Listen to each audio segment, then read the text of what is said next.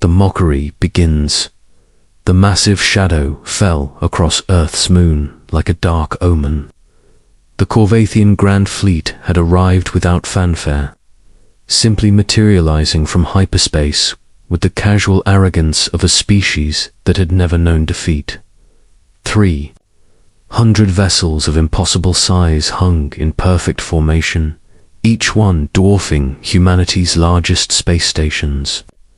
They were beautiful in their own terrifying way, with hulls that seemed to shift between silver and gold, covered in geometric patterns that hurt to look at directly. Ambassador Vex Corvain stood in his personal transport. As it approached the primitive human space station they called Unity-1, through the transparent walls of his ship, he could see the pathetic collection of metal and ceramic that humans called their diplomatic center. It looked like something his people might have built 10,000 years ago, back when they still used solid matter for construction.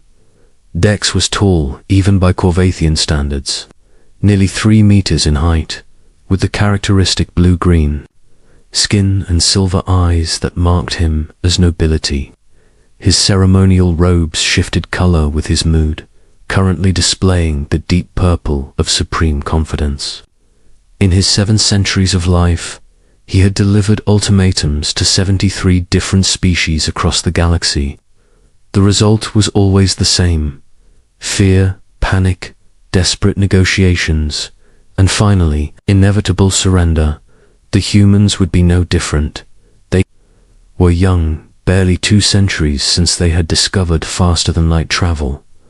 Their technology was laughably primitive. They still used fusion reactors for power and chemical propulsion for most of their ships. They had no energy shields, no quantum computers, no dimensional manipulation capabilities. By Corvatine standards, they were barely more advanced than the animals on their homeworld. As his transport docked with the human station, Dex reviewed the intelligence reports one more time. Humanity occupied only their home system and 3 nearby colonies. Their total population was less than 50 billion, scattered across 4 worlds. They had no significant allies, no advanced weapons, no hope of resistance against the might of the Corvathian Empire. The airlock opened with a primitive mechanical hiss, and Dex stepped into the human station. The first thing that struck him was how crude everything looked. The walls were made of actual metal, painted white like some ancient structure. The floors were covered with a soft material that seemed to be made from organic fibers. There were no floating displays, no energy fields, no sign of any advanced technology whatsoever. Director Sarah Chen was waiting for him in what humans called their main conference room. She was a small woman by Corvathian standards, perhaps 1.7 meters tall, with dark hair streaked with silver and calm brown eyes. She wore a simple blue uniform with no decorations or signs of rank that Dex could recognize. Behind her stood 3 other humans, equally plain and unremarkable. "Welcome to Unity-1, Ambassador Vex," Director Chen said in perfect Corvathian, her pronunciation flawless. "Please, have a seat." Vex remained standing. It was part of the ritual, part of the psychological pressure that had worked on every species the Empire had encountered. He activated his personal holographic projector, filling the room with images of the Corvathian fleet. The displays showed the massive ships in perfect detail, their weapons systems, their defensive capabilities, their overwhelming power. "I am Ambassador Vex Corvin of the Corvathian Empire," he began, his voice echoing with artificial amplification. "I bring greetings from Emperor Zelth Corvin, ruler of 12 star systems and conqueror of 73 worlds." The humans watched silently. Usually, by this point, other species were showing signs of fear. Their heart rates would increase, their skin would change color, they would begin to tremble or cry out. But these humans just sat there, watching him with those strange, calm eyes. Your species has been evaluated and found suitable for integration into the Empire, Dex continued. You will surrender unconditionally within 72 standard hours.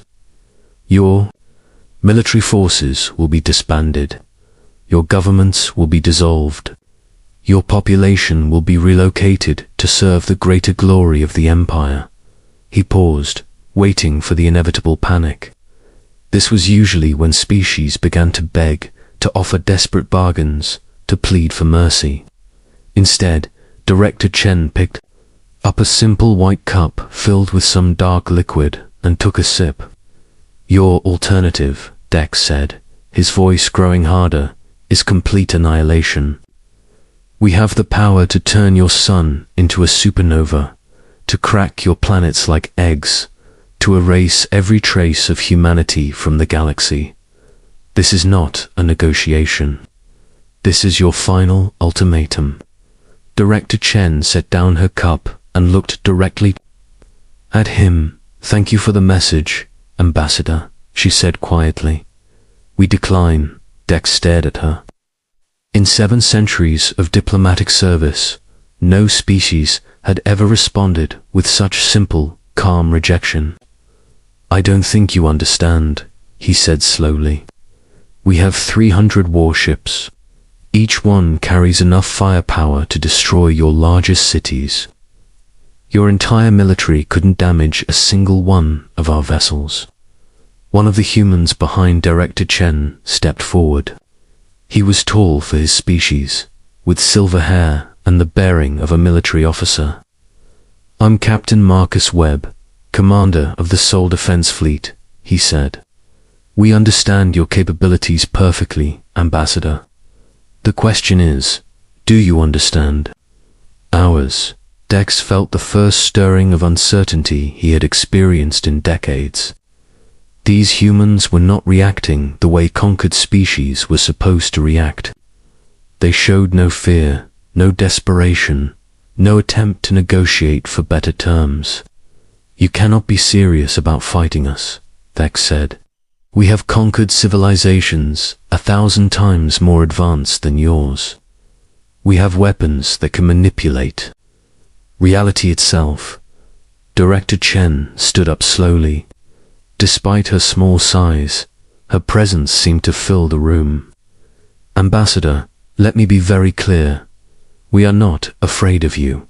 We are not impressed by your threats.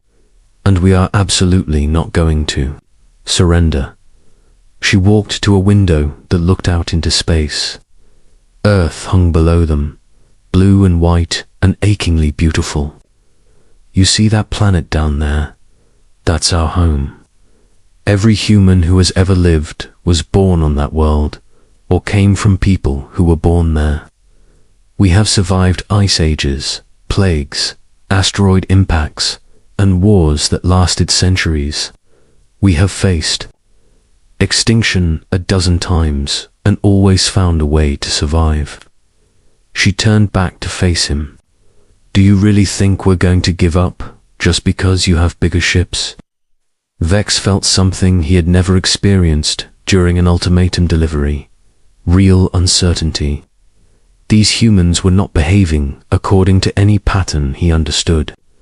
You have no idea what you're facing, he said, his voice rising slightly. The Grand Fleet has never been defeated. Admiral Vex Zorath commands ships that could turn your star into a weapon. Director Chen smiled, and Vex found the expression somehow more disturbing than any scream of terror he had ever heard. Ambassador, you have 71 hours and 34 minutes remaining. I suggest you use them wisely. Captain Webb stepped forward again. I'll escort you back to your ship, Ambassador. I'm sure you have reports to make. As they walked through the station's corridors, Dex made one final attempt. Captain, surely you can see reason. Your species has potential. Serve the Empire faithfully and humans could achieve positions of respect and authority. Resist us, and you'll all be dead within days. Webb stopped walking and looked at him with those disturbing human eyes. Tell me, Ambassador, how many of those 73 species you conquered put up any real fight? 15, Vex answered automatically. All were destroyed. Webb nodded. I thought so. Well, you're about to meet the first species that fought back and... 1. Impossible, Vex snapped. You have primitive technology, chemical rockets, and fusion reactors. We have quantum manipulation and dimensional weapons. Yes, Webb said simply. You do, and it won't be enough. They reached the docking bay where Vex's transport waited. As the ambassador prepared to leave, Webb spoke one more time. Ambassador, when you report back to your fleet commander, make sure you tell him something important. We tried to warn you. What happens next is entirely your choice. Dex climbed into his transport, his mind spinning. In 73 conquests, he had never encountered anything like this. The humans were either displaying incredible courage or incredible stupidity. As his ship departed the primitive station, he found himself hoping it was stupidity. Admiral Vex stood in the command center of his flagship, the massive dreadnought, Eternal Dominion. Through the transparent walls, he could see the rest of the Grand Fleet taking positions throughout the Sol system. 300 warships, each one a masterpiece of Corvathian engineering and a testament to the Empire's power. The smallest escort vessel was larger than anything humans had ever built. The largest dreadnoughts could crack planets with their main weapons. Vex had commanded fleets for 8 centuries, and he had never seen anything that could stand against the combined might of the Grand Fleet. Status report, Vex commanded, his voice carrying the authority of someone who had conquered entire star systems. All ships in position, Admiral, reported Commander Kith Soroth, his tactical officer and distant relative. The humans have deployed their entire fleet to intercept us. 47 vessels total. Vex studied the tactical display showing the human ships. They were pathetic. Simple metal constructions with primitive fusion drives and chemical rocket systems. No energy shields that his sensors could detect, no advanced weapons systems, no sign of any technology that could threaten even his smallest ship. What are they armed with? Vex asked. Kinetic weapons mostly, Commander Kith replied. Some missile systems with nuclear warheads, but they're primitive fission devices. Nothing that could penetrate our shields. Vex shook his head. Either the humans were complete amateurs at space warfare, or they had some strategy he couldn't perceive. Given their technology level, he assumed it was the former. Admiral, the communications officer announced, Ambassador Vex is requesting immediate conference. Put him through. Vex's image appeared on the main display, and Vex could see that his old friend looked troubled. In 7 centuries of delivering ultimatums, nothing should have been able to disturb Dex's composure. Admiral, Dex said, I've completed the delivery. The humans have refused to surrender. Of course they have, Vex replied. They always refuse at first. What was their reaction when you showed them our fleet? Dex hesitated. That's what concerns me, Admiral. They showed no fear whatsoever. Their leader, a female called Director Chen, was completely calm. She even gave us an ultimatum of our own. They gave us an ultimatum. Vex laughed. What did these primitives demand? That we withdraw from their system within 72 hours. Vex's laughter was genuine now. Withdraw. These creatures with chemical rockets ordered the Grand Fleet to withdraw. What did you tell them? I explained our capabilities, sir. I showed them.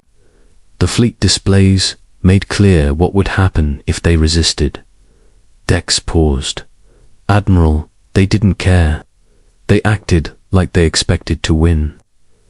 Vex studied his old friend's face on the screen. Vex was many things, but he was not given to imagination or paranoia. If he was concerned, there might be a reason. Did they demonstrate any weapons? Vex asked. Show any technology we haven't seen? No, sir. Everything appeared primitive. Vex paused again. But Admiral, there was something about the way they spoke, the way they carried themselves. It was like they knew something we didn't. What they know, Vex said firmly, is that they're about to be conquered. How much time remains on their ultimatum? 68 hours, sir. Excellent. That gives us time to position for optimal bombardment patterns. We'll begin the attack the moment their deadline expires. The next 68 hours passed with strange quietness. Vex watched as his fleet moved into perfect attack formations around the human positions. The humans made no aggressive moves. Their ships maintained position between the Grand Fleet and Earth, but they didn't advance or attempt to target Corvathian vessels. They simply waited.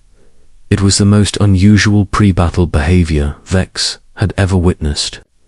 Typically, when faced with overwhelming force, species either surrendered immediately or launched desperate attacks, hoping to inflict some damage before being destroyed.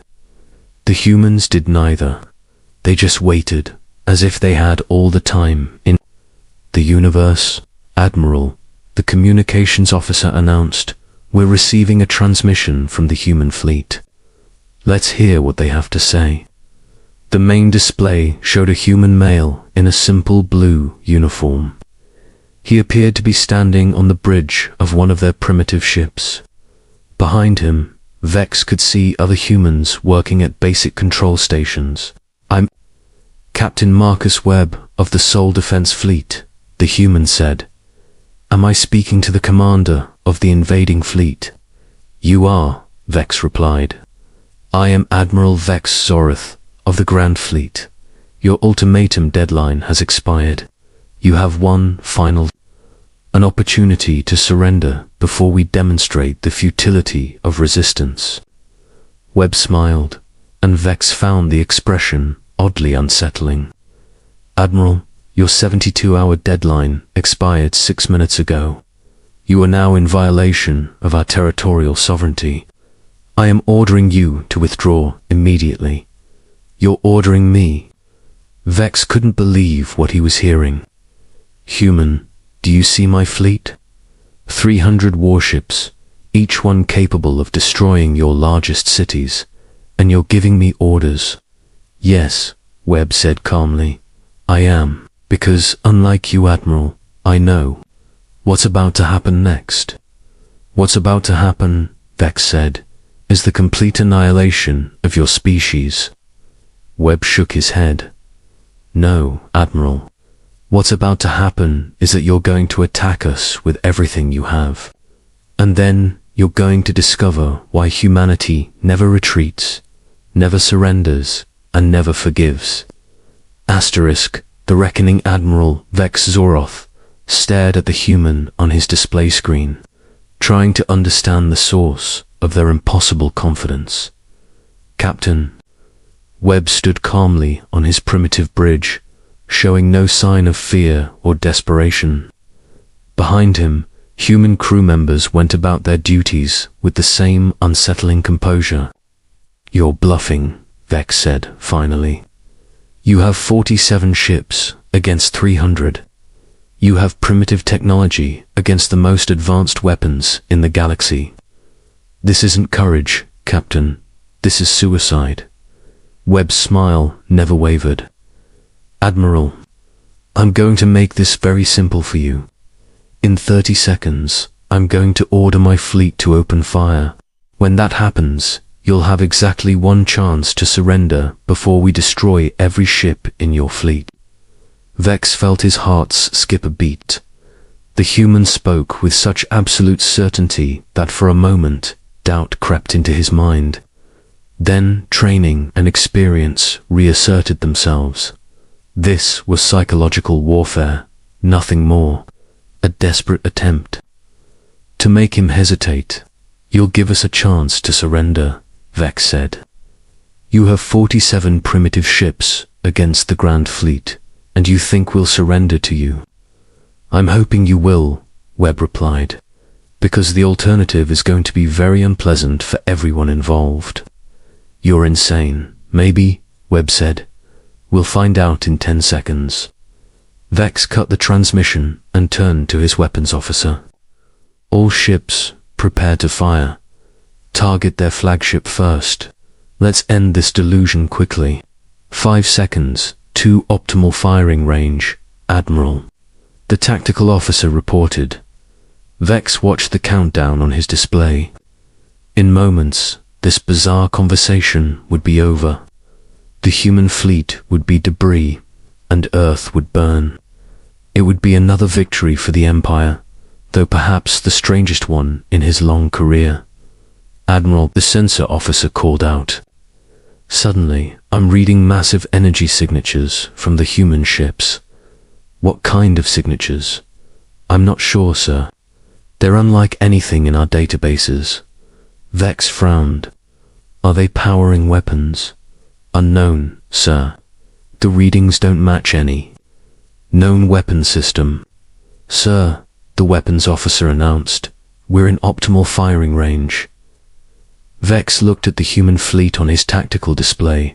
47 small, primitive ships against the might of the Grand Fleet. It should have been a massacre. "Admiral," the communications officer spoke up, "the humans are transmitting again. Put it through." Webb's face reappeared on the screen. "Time's up, Admiral. Last chance to withdraw." Vex made his decision. "All ships, open fire. Destroy the human fleet." The response was immediate. 300 Corvathian warships unleashed their weapons simultaneously. Energy beams that could melt asteroids, quantum torpedoes that could phase through any known defense, gravity missiles that could crush diamond like paper. The combined firepower of the Grand Fleet lit up space like a newborn star. The weapons reached a human flagship, a modest vessel Webb had called the UES Defiance, and then something impossible happened. The weapons stopped. All of them. Every beam, every missile, every quantum torpedo simply vanished as if they had never existed. On his screen, Captain Webb smiled again. "Admiral Vex, you just made a very poor choice. Now let me show you what human weapons actually look like." Vex stared at his tactical displays in complete disbelief. His sensors showed impossible readings. His entire fleet had just fired enough energy to crack a moon, and the human ships hadn't even been scratched. Every weapon had simply disappeared before impact. "Damage report," he barked. "Sir," his sensor officer replied, his voice shaking. "I'm reading massive spatial distortions around the human vessels. It's like they're surrounded by some kind of field that nullifies incoming attacks at the quantum level." "Impossible," Vex muttered. "No known technology can simply eliminate quantum weapons." "Admiral," the weapons officer called out, "the humans are returning fire." On the main screen, Vex watched as the human fleet launched what appeared to be simple missiles. They moved slowly compared to Corvathian weapons, almost casually drifting through space toward his ships.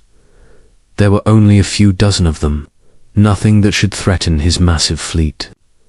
"Defensive systems online," he ordered. "Those missiles won't even scratch our shields." But as he watched, something terrifying happened. The first human missile reached the dreadnought, Infinite Power, one of his most formidable ships. Instead of exploding against the energy shields, the missile passed through them as if they were made of light. It struck the hull with no visible flash, no explosion, no dramatic display at all. Then the infinite power began to change. The massive warship started to fold in on itself, its hull bending and twisting in impossible ways. The ship's structure compressed, smaller and smaller, until the mighty dreadnought was nothing more than a point of light that winked out of existence. By the eternal void, Vex whispered, "They're collapsing our ships into singularities." More human missiles were reaching his fleet now. Each one behaved differently, demonstrating weapons technology that violated everything Vex thought he knew about physics. The heavy cruiser Stellar Conqueror was hit by a missile that seemed to age it rapidly. In seconds, the gleaming warship became a corroded hulk that crumbled into space dust. The destroyer Swift Death was struck by another type of weapon. A perfect sphere of nothingness appeared in its center, and the matter that had been there simply ceased to exist. The ship tried to maintain structural integrity with a massive hole through its core, failed and broke apart. "How are they doing?" "This," Vex demanded. "Unknown, sir," his science officer replied in a horrified whisper. "These weapons appear to manipulate fundamental forces, gravity, time, space itself. I've never seen anything like it. Warships, evasive maneuvers," Vex commanded. "Don't let those missiles reach you." But it was too late. A second wave of human weapons launched, these glowing with a different energy signature. When they struck their targets, Vex witnessed something that would haunt him for the rest of his life. The battleship Cosmic Dominance was hit by one of these new weapons, and suddenly every atom in the ship began moving backward through time. The crew aged in reverse, becoming younger and younger, until they simply ceased to exist. The ship itself unraveled, its construction reversing until it became nothing more than raw materials floating in space. "They're weaponizing temporal mechanics," his science officer reported, his voice barely a whisper. A third wave launched from the human fleet. These weapons pulsed with an energy that made Vex's instruments scream warnings. When the first one struck the super dreadnought Eternal Victory, something even worse happened. The ship didn't explode. It didn't collapse or age or disappear. Instead, it began to exist in multiple dimensions simultaneously. Vex could see overlapping images of the vessel, dozens of them, each slightly different, each in a different state of destruction. The ship was experiencing every possible outcome of being hit by the weapon at once. The crew's final transmission was a chorus of screams from beings experiencing infinite deaths simultaneously. "Dimensional warfare," Vex said numbly. "They're attacking us across multiple realities." His fleet was dying around him, not exploding in glorious battle as Corvathian ships were meant to do, but being systematically erased from existence by weapons that shouldn't exist. Some ships were compressed into points of infinite density. Others aged into dust in seconds. Still others were deleted from multiple dimensions at once. "All ships, retreat," Vex ordered. "Full withdrawal. Emergency. Jump." But when his ships tried to enter hyperspace, they found their escape routes blocked by fields of twisted space-time. The humans had somehow weaponized the fabric of reality itself, creating barriers that prevented faster-than-light travel. "Sir," his tactical officer reported, "we've lost 70% of the fleet. The humans haven't taken a single casualty." Vex stared at his displays showing the battle. It wasn't a battle at all. It was an execution. His mighty grand fleet, conqueror of 73 worlds, was being casually dismantled by weapons he couldn't even begin to understand. "Admiral," the communications officer said, "we're receiving another transmission from the human flagship." Webb's face appeared on the screen again. He looked calm, almost regretful. "Admiral Vex," he said, "I'm going to offer you something we've never offered to any aggressive species before. Surrender now, and we'll stop firing. Your surviving crews will be rescued and treated according to galactic conventions." Treated according to conventions? Vex stared at the screen. "You're destroying my entire fleet with weapons that violate the laws of physics." "We're neutralizing your fleet," Webb corrected. "If we wanted to destroy it completely, Admiral, you'd all be dead already. These are our defensive weapons. We're trying very hard not to kill anyone unnecessarily." Vex felt reality shift around him. Defensive weapons. The humans were annihilating the most powerful fleet in the galaxy with weapons they considered defensive. "What are your offensive weapons like?" he asked in a whisper. Webb's expression grew very serious. "You don't want to find out, Admiral. Please order your remaining ships to surrender. We can stop this right now." Vex looked around his bridge. His officers stared at him, waiting for orders. Through the viewports, he could see the wreckage of his fleet floating in space. Ships that had never known defeat, reduced to cosmic debris. "In minutes, sir," his weapons officer said quietly, "we could target their planet directly. One final strike." For a moment, Vex considered it. One last attack on Earth itself, to show these humans that the Corvathian Empire didn't surrender without extracting a price.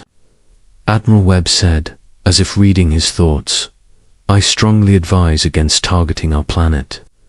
You've seen our defensive weapons. You don't want to see our planetary defense systems. You can't defend an entire world," Vex said desperately. "We can," Webb replied simply. "But if you attack Earth, we'll stop being polite. Your crews will start dying. Your ships will be completely destroyed instead of just neutralized. Is your pride worth that many lives?" Vex closed his eyes. In 8 centuries of military service, he had never faced a decision like this. Surrender to primitives, or watch the remainder of his fleet die for nothing. "All ships," he said quietly, "stand down. Surrender to the human fleet, Admiral." His weapons officer asked in shock. "You heard me," Vex said. "Power down all weapons. Transmit the surrender code." On the screen, Webb nodded. "Thank you, Admiral. That was the right choice. We'll begin rescue operations immediately." As human ships moved to assist the damaged Corvathian vessels, Vex slumped in his command chair. The Grand Fleet was finished. 8 centuries of conquest, 73 worlds subjugated. And it had all ended in less than an hour against an enemy that had been toying with them. "Sir," his communications officer said, "Ambassador Dex is requesting permission to speak with you." "Put him through." Vex's image appeared, and Vex could see the shock in his old friend's face. Admiral Dex said, "What happened out there?" Vex looked at the wreckage floating around them, at the human ships moving to rescue Corvathian survivors. "We found out why humanity never retreats, old friend. They weren't primitive. They were patient. They'd been developing weapons technology for centuries while we conquered easier targets. But our ships, our weapons, our shields, useless," Vex said simply. "Completely useless against technology we can't even comprehend." And Dex, they were holding back. Those were their defensive weapons. They could have erased us from existence in seconds if they had wanted to. As human rescue ships approached his damaged flagship, Vex realized The galaxy had just changed forever. The age of Corvathian expansion was over. The age of humanity had begun.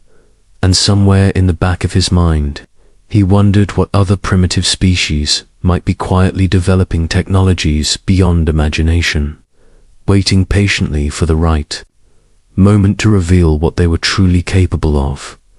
The humans had taught the galaxy a lesson that would never be forgotten. Never underestimate a species that has learned to survive against impossible odds. Because when they finally decide to fight back, they don't just win, they reshape the very nature of warfare itself.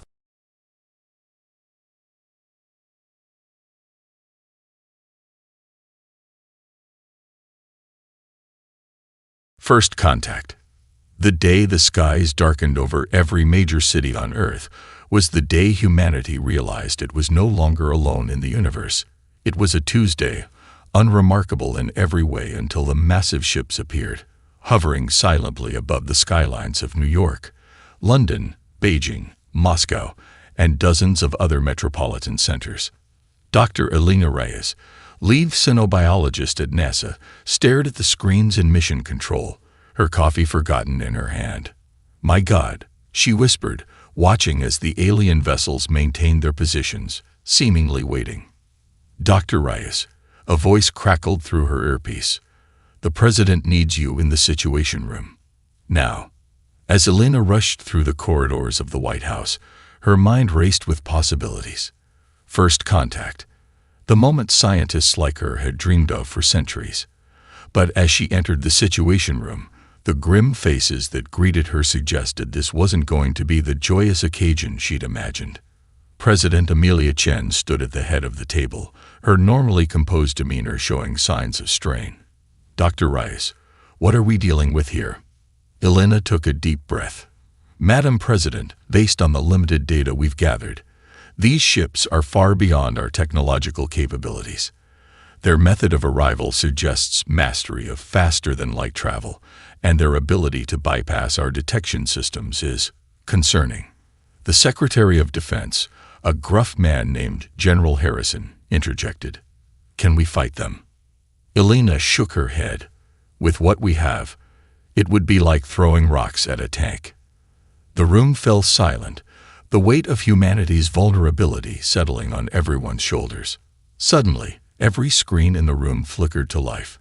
A face appeared, if you could call it that. It was vaguely humanoid, with large almond-shaped eyes that seemed to glow from within. Its skin was a pale blue, almost translucent, and where a mouth should have been, there were small, pulsating tendrils. "People of Earth," the alien spoke, its voice resonating not through the speakers, but directly in their minds.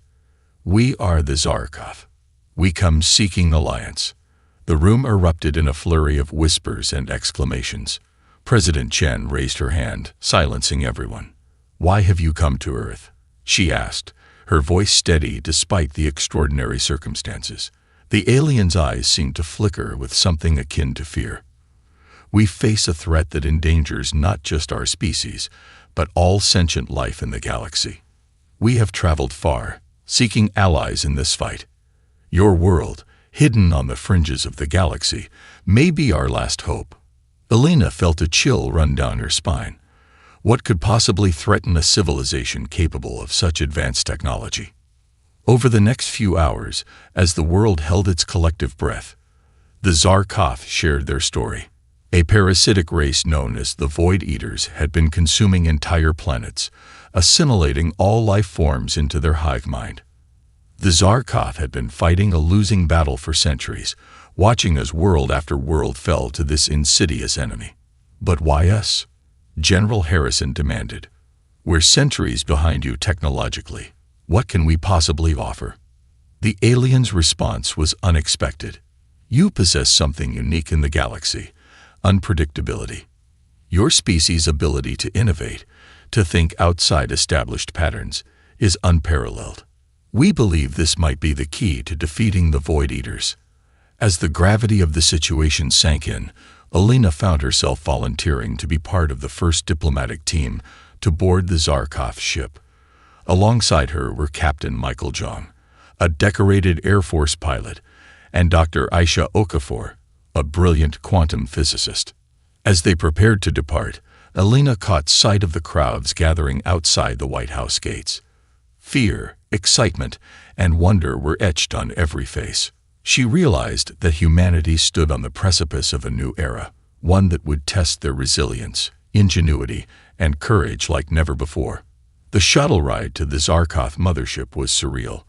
As they approached, Elena marveled at the organic curves of the alien vessel, so different from the utilitarian designs of human spacecraft. It seemed to pulse with an inner light, as if alive. Inside, they were greeted by a Zarkov elder named Selthor. "Welcome, humans," the aliens' thoughts echoed in their minds. "We have much to discuss and little time. The Void Eaters approach, and we must prepare." As Selthor led them through the ship, explaining Zarkov technology and the nature of the threat they faced, Elena's scientific mind was in overdrive. The bioengineering alone was centuries beyond anything humans had achieved. Yet she noticed the Zarkov watching them with what seemed like hopeful curiosity. "Your adaptability is remarkable," Selthor commented as Captain Jung quickly grasped the basics of their propulsion system. "In all our travels, we've never encountered a species quite like yours." Dr. Okafor, who had been studying a holographic display of Void Eater attack patterns, spoke up. "These parasites, they seem to follow strict algorithmic behaviors. Have you tried introducing chaos into their systems?" The Zarkov equivalent of surprise rippled through Selthor's tendrils. "Chaos? Our entire civilization is built on order and prediction. The concept of intentional chaos is unsettling." Elena saw a spark of excitement in Aisha's eyes. "But that's exactly why you need us. We thrive on chaos, on thinking outside the box. It's how we've survived and evolved on our own chaotic world." As the humans continued to offer fresh perspectives and unconventional ideas, Elena could sense a growing excitement among the Zarkov. For the first time in centuries, it seemed, they had hope. However, their discussion was abruptly interrupted by a blaring alarm. Selthor's eyes widened in fear.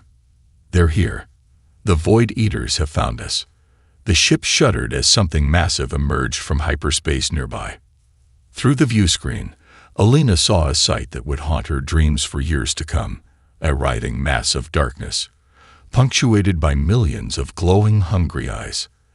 As panic threatened to overwhelm her, Elena felt a hand on her shoulder. It was Captain Jung, his face set with determination.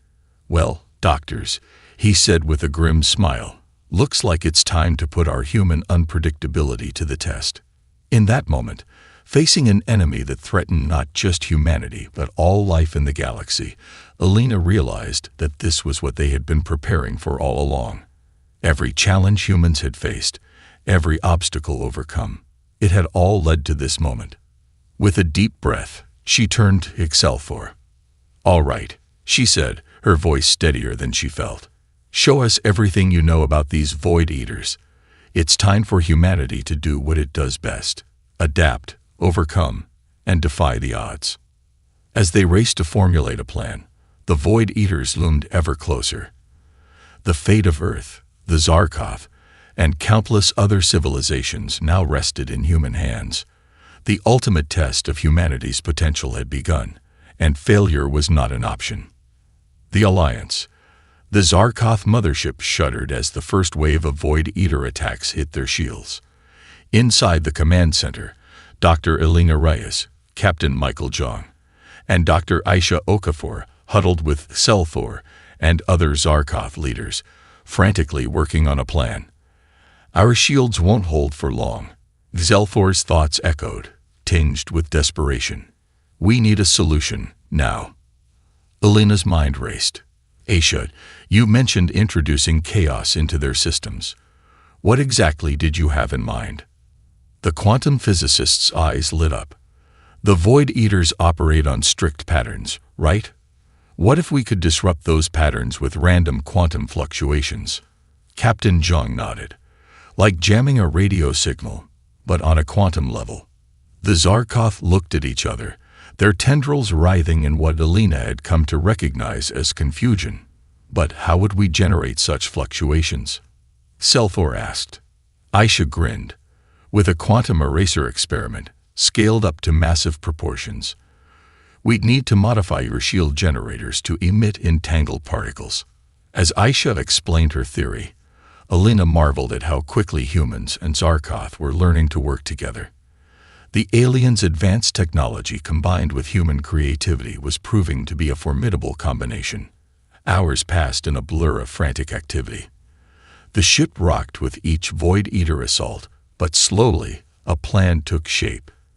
As the modified shield generators came online, Captain Zhang coordinated with Earth's military forces, preparing for the possibility that the battle might reach their home planet. Finally, it was time to test their makeshift quantum weapon. Alina held her breath as Aisha initiated the sequence. For a moment, nothing seemed to happen. Then, suddenly, the view screen lit up with a dazzling display of quantum chaos. The effect on the Void Eaters was immediate and stunning. The writhing mass of darkness began to convulse, its coordinated attacks faltering. Glowing eyes blinked out of existence as individual entities within the hive mind lost cohesion. It's working, Alina exclaimed, hardly daring to believe it. But their victory was short-lived. As quickly as it had been disrupted, the Void Eater mass began to adapt, restructuring itself to resist the quantum interference. They're learning, Selthor observed, a note of awe in his mental voice. Never in our centuries of conflict have we seen them adapt so quickly. Captain Zhang's face was grim. Then we need to adapt faster. Dr. Okafor, can we modify the quantum eraser to generate new patterns? Aisha nodded, her fingers flying over the alien controls. Yes, but I'll need help. The calculations are too complex for me to handle alone. That's when Alina had an idea. What if we linked the quantum eraser to an AI? Something that could generate new patterns faster than any organic mind. The Zarkoth recoiled at the suggestion. Artificial intelligence. Zelthor's thoughts were tinged with fear. Such technology is forbidden. The risks of it turning against us are less than the certainty of the Void Eaters destroying us all, Alina interrupted. Sometimes, to survive, we have to take risks. After a tense debate, the Zarkoth reluctantly agreed. With their technology and human ingenuity, they quickly cobbled together an AI system, linking it to the quantum eraser. The result was beyond anything they had imagined. The AI, which Aisha nicknamed Chaos, began generating quantum interference patterns at an astonishing rate. The Void Eaters, for all their adaptability, couldn't keep up. Slowly but surely, their attack faltered, and then ceased altogether. As the dark mass retreated into the depths of space, a cheer went up from both humans and Zarkoth. They had won their first battle against an enemy that had seemed undefeatable. But Alina knew this was only the beginning. They'll be back, she said softly. And next time, they'll be prepared for our tricks. Zelthor nodded solemnly. Indeed. But for the first time in centuries, we have hope. And we have you, humans, to thank for that. In the days that followed, as news of the victory spread across Earth and the Zarkoth Empire, a new era of cooperation began.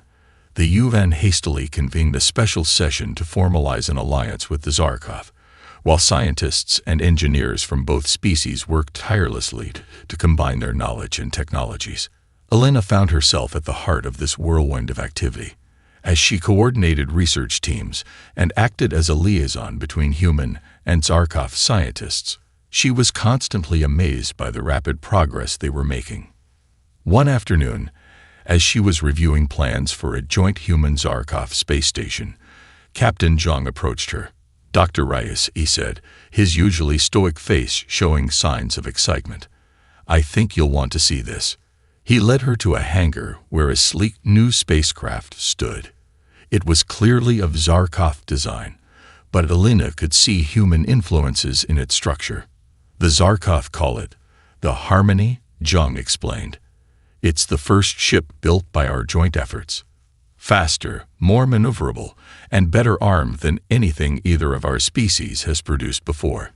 Elena ran her hand along the ship's smooth surface, marveling at the warm, almost organic feel of the alien alloy. "It's beautiful," she breathed. "And it's just the beginning," a familiar mental voice added. Elena turned to see HFY approaching, accompanied by Dr. Okafor. "We've been discussing the next phase of our alliance," Aisha said, her eyes shining with enthusiasm. "The Zarkoth have agreed to share their faster-than-light technology with us, in exchange for our help in developing more unconventional defense systems." Elena raised an eyebrow. "Unconventional how?" Zelfor's tendrils writhed in what Elena had come to recognize as excitement. "Your human entertainment, what you call science fiction, has given us many intriguing ideas, concepts our logical minds would never have conceived." "Such as?" Elena prompted, both curious and slightly apprehensive. "Well," Aisha grinned, "how do you feel about weaponized wormholes?" As the group delved into discussions of impossible-sounding technologies made possible by the merger of human imagination and Zarkoth science, Elena felt a surge of pride and hope. Humanity had not only survived its first contact with alien life, but was thriving, pushing the boundaries of what was possible. But even as they celebrated their newfound alliance and the technological leaps they were making, a shadow loomed in the back of Elena's mind. The Void Eaters were still up there, doubtless regrouping and evolving. And somewhere out in the vast expanse of the galaxy, other threats might be lurking. As if sensing her thoughts, Captain Zhang placed a hand on her shoulder. "We'll be ready for them," he said quietly. "Whatever comes next, we'll face it together, humanity and our new allies." Elena nodded, drawing strength from his confidence. Whatever challenges lay ahead, she knew that the combined strength, intelligence, and adaptability of humans and Zarkoth would be a force to be reckoned with. As she looked around at the diverse group of humans and aliens working together, Elena realized that this alliance was more than just a means of survival. It was the dawn of a new age for both their species, an age of exploration, innovation, and unity in the face of cosmic threats. The journey ahead would be perilous, but for the first time since the Void Eaters had appeared, the future looked bright. Humanity had found its place among the stars, and they were determined to shine brightly in the face of whatever darkness the universe might throw at them. The journey. The starship Harmony hummed with energy as it prepared for its maiden voyage. Dr. Elena Reyes stood on the bridge, gazing out at the vastness of space. Earth hung like a blue marble in the distance, a reminder of what they were fighting to protect. "Final systems check complete," Captain Michael Zhang announced from the helm. "We're ready for departure." Elena nodded, feeling a mix of excitement and apprehension. This mission was unprecedented. A joint human Zarkoth expedition to track down the Void Eaters and hopefully find a way to stop them for good. Zelfor, their Zarkoth liaison, communicated telepathically with the crew. "The quantum drive is primed. We can initiate faster-than-light travel at your command, Captain." Zhang took a deep breath. "All right, let's make history. Engage quantum drive." The stars outside the view screen blurred into streaks of light, and Elena felt a momentary disorientation as the ship leaped into quantum space. They were on their way to the farthest reaches of the galaxy, following the trail of destruction left by the Void Eaters. As the journey progressed, Elena marveled at how quickly the human and Zarkoth crew members had adapted to working together. Dr. Aisha Okafor had formed a particularly close bond with the Zarkoth scientists, collaborating on further refinements to their quantum weapons. Weeks passed in the blink of an eye as they traveled deeper into uncharted space. The ship's eye, which they had dubbed Chaos, continued to evolve, becoming an integral part of their defense systems and research efforts. One day, as Elena was reviewing data in her quarters, an alarm blared through the ship. She rushed to the bridge to find the crew in a state of controlled panic. "What's happening?" she demanded. Zhang's face was grim. "We've encountered some kind of spatial anomaly," It's interfering with our quantum drive. On the view screen, Alina saw a swirling vortex of energy, beautiful and terrifying in its intensity. The harmony shuddered as it was pulled closer to the anomaly. Chaos. Alina called out to the AI. Can you analyze this phenomenon? The AI's calm voice filled the bridge. The anomaly appears to be a naturally occurring wormhole. However, its properties are unusual. There are signs of artificial manipulation. Zelthor's thoughts radiated concern. Could this be the work of the Void Eaters? Before anyone could respond, the ship was sucked into the wormhole. The bridge erupted in a cacophony of alarms and shouts as they were tossed through space-time. Moments later, they emerged in an unfamiliar star system. As the crew worked to stabilize the ship, Alina gasped at the sight before them. A massive structure floated in space, a ring-shaped megastructure that dwarfed anything she had ever seen. Chaos. What are we looking at? Zhang asked, his voice filled with awe. The eye was silent for a moment, processing the data. The structure appears to be a Dyson ring, Captain. It's harnessing the energy of the star it encircles. But there's more. I'm detecting signs of organic technology similar to that of the Void Eaters. Alina's mind raced. Could this be their homeworld? Zelthor's tendrils writhed with agitation. In all our centuries of conflict, we never discovered where the Void Eaters came from. This could change everything. As they cautiously approached the Dyson ring, they detected no signs of active Void Eaters. The structure seemed abandoned, a ghost of a once mighty civilization. I'm picking up a signal, Aisha announced from her station. It's an invitation. An invitation, Zhang echoed, disbelief evident in his voice. Aisha nodded. To dock with the ring. The message is being broadcast in multiple languages, including one that matches ancient Zarkoth dialects. After a tense debate, they decided to accept the invitation. As the Harmony docked with the enormous structure, Alina couldn't shake the feeling that they were walking into the lion's den. A small team, consisting of Alina, Zhang, Aisha, Zelthor, and 2 Zarkoth scientists, ventured into the ring.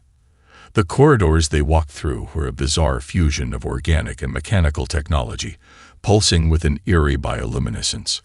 As they delved deeper into the structure, they began to piece together its history through holographic records and ancient databanks. The story that emerged was as tragic as it was terrifying. The Void Eaters, they discovered, were not originally a parasitic species. They were the creators of this Dyson ring, a civilization that had reached the pinnacle of technological achievement. In their quest for immortality and unlimited energy, they had merged their consciousness with machines and tapped into the fundamental forces of the universe. But something had gone terribly wrong. Their experiment to harness vacuum energy had opened a portal to another dimension, a realm of pure chaos. The entity that emerged corrupted their hive mind, turning them into the parasitic force that now threatened the galaxy. As they processed this revelation, a holographic figure appeared before them, a representation of the Void Eater's original form. Its voice echoed in their minds, filled with ancient sorrow and regret. "Travelers," it said, "you have come far. We have waited eons for beings capable of understanding our plight, and perhaps undoing our greatest mistake." Alina stepped forward, her heart pounding. "You're saying there's a way to stop the Void Eaters?" The hologram nodded. "The key lies in the very technology that doomed us. But beware, to use it is to risk the same fate that befell our civilization." As the hologram explained the intricacies of their quantum-entangled consciousness and the portal to the chaos dimension, Alina felt a mix of hope and dread. They now had the knowledge to potentially stop the Void Eaters, but the cost could be unimaginably high. Captain Zhang voiced the question on everyone's mind. If we do this, if we use this technology, how can we be sure we won't become the very thing we're fighting against? The hologram's response was solemn. You cannot be sure. That is the price of wielding such power. but in your alliance of different species, in your balance of logic and creativity, you may find the strength to succeed where we failed." As they prepared to return to the Harmony with their newfound knowledge, Alina looked at her diverse team, humans, Zarkov, and their AI companion. Each brought unique strengths and perspectives to their mission. "We've come this far together," she said, her voice filled with determination. "Whatever challenges lie ahead, we'll face them as one." The journey back to their ship was silent, each member of the team lost in thought about the monumental task ahead. They had set out to save the galaxy from the Void Eaters, but now they faced an even greater challenge: to succeed where an ancient, advanced civilization had failed, and to do so without losing their own humanity in the process. As the Harmony disengaged from the Dyson ring and prepared to journey back through the wormhole, Alina gazed out at the star enclosed by the massive structure. It was a stark reminder of the fine line between greatness and catastrophe, between progress and destruction. Their real journey, she realized, was just beginning. With the fate of not just humanity, but all sentient life in the galaxy hanging in the balance, they would need every ounce of courage, creativity, and compassion they possessed. The ship entered the wormhole, streaking back towards familiar space, but Alina knew that nothing would ever be the same again. The knowledge they carried with them would change the course of history, for better or for worse. The battle. The Harmony emerged from the wormhole into chaos. The vastness of space before them was alive with conflict. Zarkov's ships locked in desperate battle with the swarming masses of the Void Eaters. Earth's fledgling space fleet, a mix of hastily retrofitted civilian vessels and experimental warships, fought alongside their alien allies. Status report. Captain Jung barked, his hands flying over the control panel. "Shields at maximum." A crew member responded. "Weapons systems online and ready." Dr. Alina Reyes gripped her console, her mind racing. The knowledge they'd gained from the Dyson ring weighed heavily on her. "Aisha," she called out, "is the quantum resonance device ready?" Dr. Aisha Okafor nodded grimly. "As ready as it'll ever be. But Alina, are we sure about this?" "The risks." "We don't have a choice," Alina replied, her voice steady despite the fear churning in her gut. "It's this or watch the galaxy fall to the Void Eaters." Zelfor's thoughts echoed in their minds, tinged with a mix of determination and anxiety. "Our people are ready. We will buy you the time you need to activate the device." Captain Jung's face was set in grim determination. "All right, people. This is what we've prepared for. Let's make it count."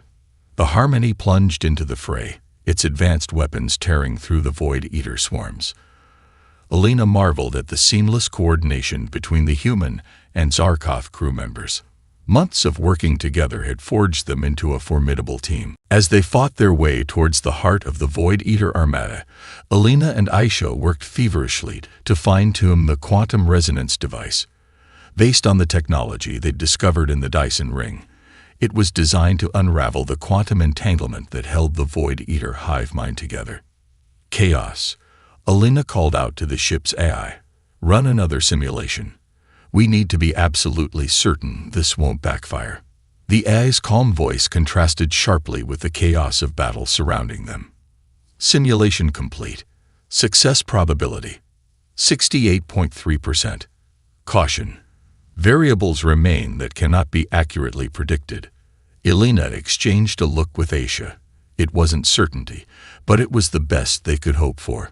Suddenly, the ship rocked violently. "We've been hit," Zhang shouted.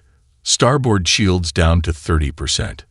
Through the view screen, Alina saw a massive Void Eater entity, larger than any they'd encountered before. Its countless eyes gleamed with malevolent intelligence as it focused its attention on the Harmony. That must be the central node of their hive mind. Zelfor's thoughts rang out. "If we can get close enough to deploy the device." "On it," Zhang growled, his hands dancing across the controls. The Harmony dove and weaved through the battle, taking hit after hit as it closed in on the monstrous entity. Alina felt a moment of vertigo as the quantum drive engaged for a split second, jumping them the final distance to their target. They were now in the belly of the beast, surrounded on all sides by writhing tendrils of darkness. Now or never, Aisha said, her finger hovering over the activation switch for the quantum resonance device. Elena took a deep breath. Do it. The device hummed to life, emitting waves of quantum energy that rippled out through space. For a moment, nothing seemed to happen. Then, like a string being plucked, reality itself seemed to vibrate.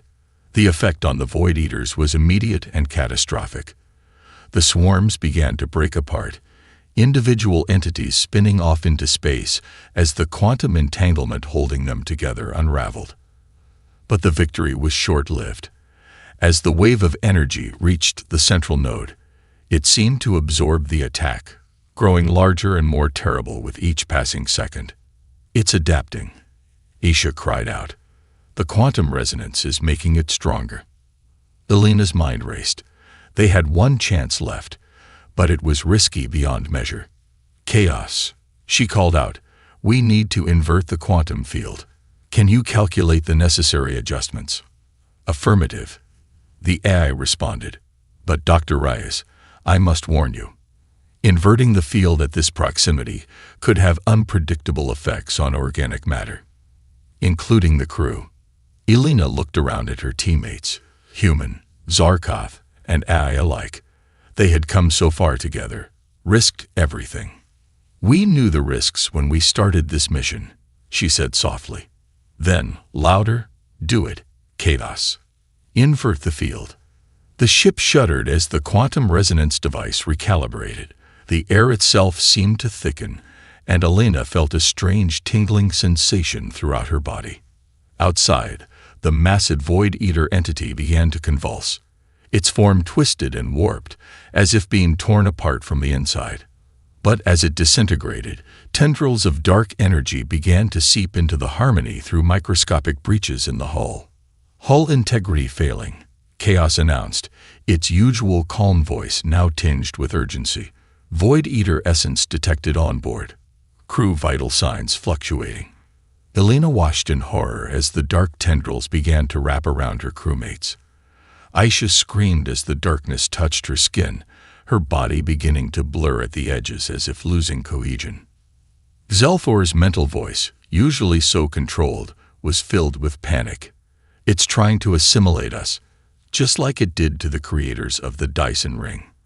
In that moment of crisis, as the line between organic and inorganic, individual and collective began to blur, Elena had an epiphany. Chaos, she shouted, fighting against the encroaching darkness.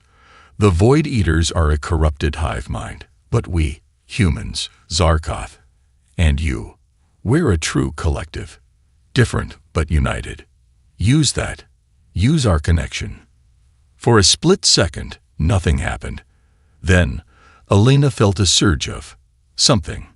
It was as if her consciousness was expanding, merging with those of her crewmates, with chaos, with the ship itself. She could feel Aisha's brilliant mind, Zhang's unwavering determination, Zelfor's ancient wisdom, and Chaos's vast databases of knowledge, all becoming part of her, and together, they pushed back against the Void Eater invasion.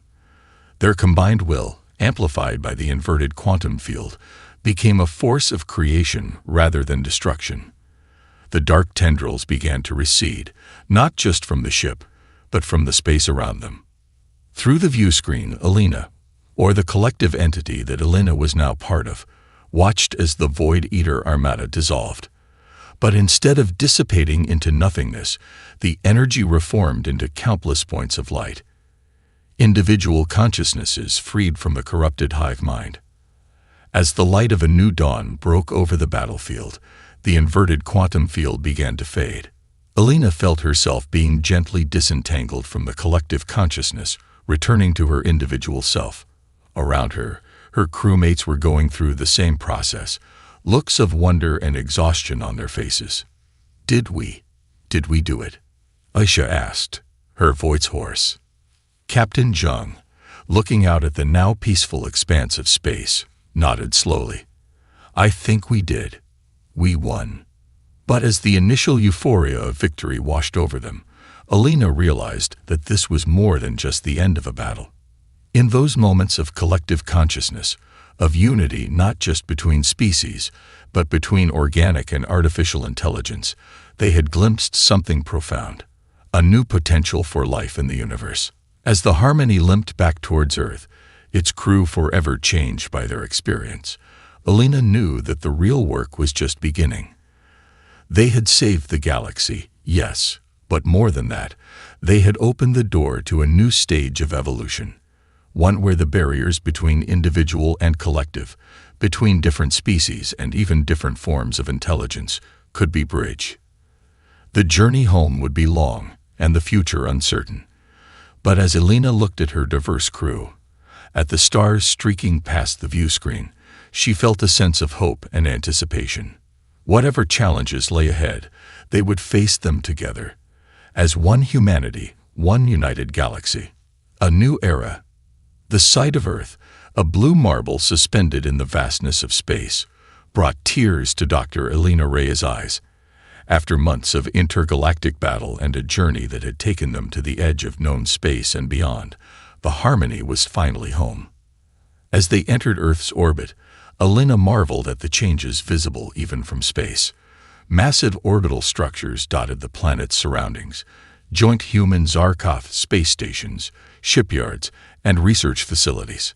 Earth had transformed in their absence, embracing its new role as a key player in galactic affairs. Harmony to Earth Control. Captain Michael Jung's voice was steady, but Alina could hear the emotion underlying it, requesting permission to dock. "Permission granted, Harmony," came the reply. "Welcome home, heroes." As they descended towards the sprawling spaceport that had once been the Kennedy Space Center, Alina felt a mix of relief and apprehension. They had saved the galaxy, yes, but at what cost? And how would they explain the profound changes they had undergone? The debriefing lasted for days. Military officials, scientists, politicians, and diplomats from both Earth and the Zarkov Empire listened in awe and disbelief as the crew of the Harmony recounted their journey. The revelation of the Void Eater's true nature, the discovery of the ancient Dyson ring, and the final reality-bending battle. It all seemed like a fantastical dream. But it was their account of the moment of unity, that brief, transcendent merging of minds that had turned the tide of the battle, that caused the most stir. "Are you saying you actually merged consciousness with the I?" one wide-eyed official asked. Dr. Aisha Okafor nodded, a faraway look in her eyes. "It was more than that. We became something greater, not just a sum of our parts, but a new form of existence entirely." Xelthor's thoughts echoed in agreement. It was a glimpse of potential, a future where the boundaries between species, between organic and artificial, become meaningless. The implications were staggering. In the weeks that followed, as news of their experience spread, Alina found herself at the center of a global, no, galactic, debate about the future of sentient life. Some feared the idea of such a merger, seeing it as a threat to individual identity. Others, particularly among the younger generations, were fascinated by the possibility. The Zarkov, for their part, saw it as a natural evolution of their own hive-mind society. 1 month after their return, Alina stood before the United Nations General Assembly, now expanded to include representatives from the Zarkov Empire and other alien races that had come forward since the defeat of the Void Eaters. Murmurs rippled through the assembly. Alina pressed on. "I propose that we establish a new organization, not bound by species or planet, but dedicated to exploring this new frontier safely and ethically.